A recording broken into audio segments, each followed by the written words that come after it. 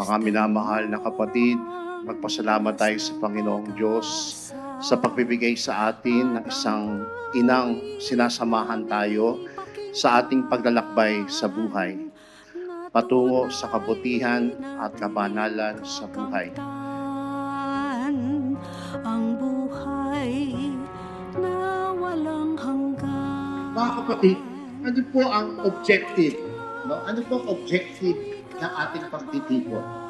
Unang-unang palalimin po ang pag-unawa sa Mariolohiya upang mapalawak ang kaalaman ng mga mananampalataya hinggil sa papel at kahalagahan ng mahal na Birheng Maria sa kasaysayan ng kaligtasan ayon sa aral ng simbahan. Ay natatanaw, masdan mo. Si Maria ang tahanan ng pag-asa dahil siya ang tagapamagitan ng lahat ng biyaya. Sa pamagitan ng ating panalangin, pagdidibusyon at pagdarasal sa Kanya, ay naibibigay natin sa Kanya ang lahat ng ating pasasalamat, kahilingan at panalangin.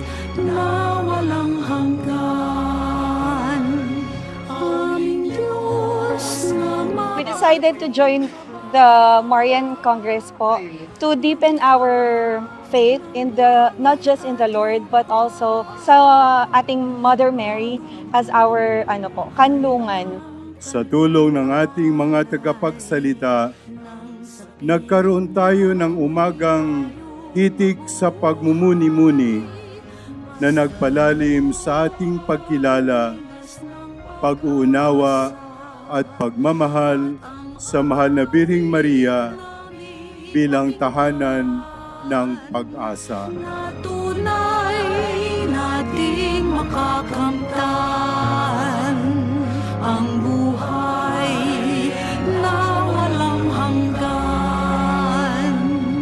Ang Diyos Ang important sa akin ng gathering na to is para mas mapalago pa yung kaalaman ng Pilipinong Katoliko patungkol sa mahal na ina. Lalo na kilala yung bansa natin bilang Pueblo Amante de Maria or bayang sumisinta kay Maria. para sa Sa ating personal at kolektibong karanasan, nakikilala natin siya bilang bukal ng pag-asa ng mga mahihirap, ng mga kabataan at ng bawat isa sa atin. namin pakinggan.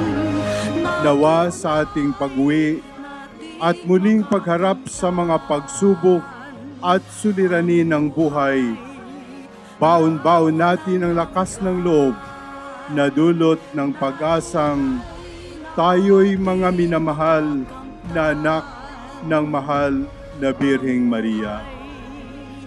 Mahal na Birhen ng Loreto, ipanalangin mo kami. Amen.